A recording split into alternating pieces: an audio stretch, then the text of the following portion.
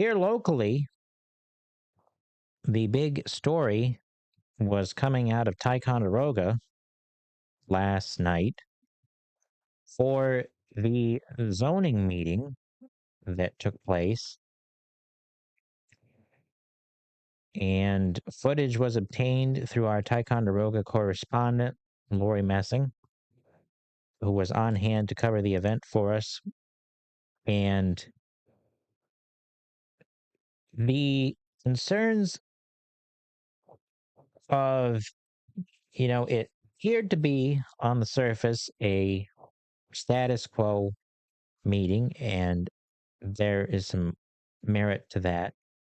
However, I want to highlight what I saw in the beginning phases of that meeting.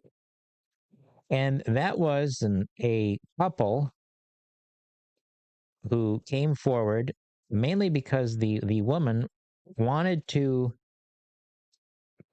Let me see if I've got some chicken scratch here, but basically, as the gentleman explained, all she wants to do is sell baked goods.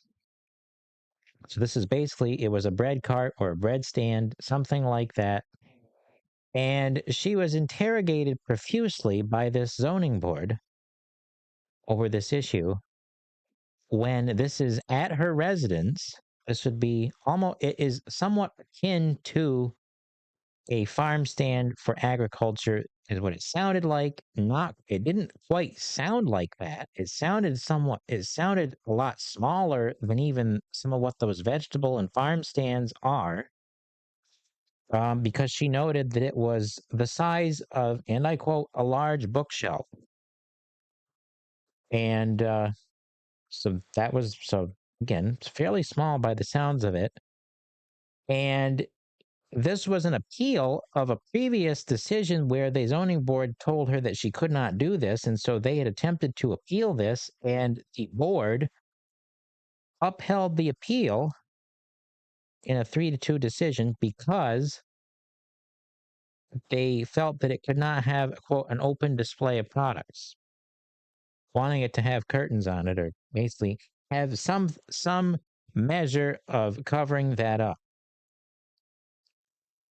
Now, why that is when you have farm stands doing that, of course, they tried to claim that it was not the same thing because it's non-agricultural, which is usually in some way how the law works. Usually they do give special, be that federal, state, or local, some type of special privilege to agriculture, and that to me is fine because we need food.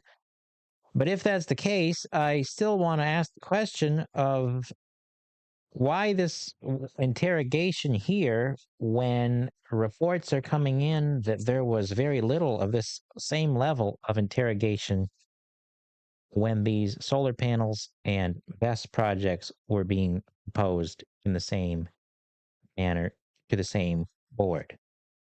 And I don't want to say where those are coming from, but you get the point, because that just to me seems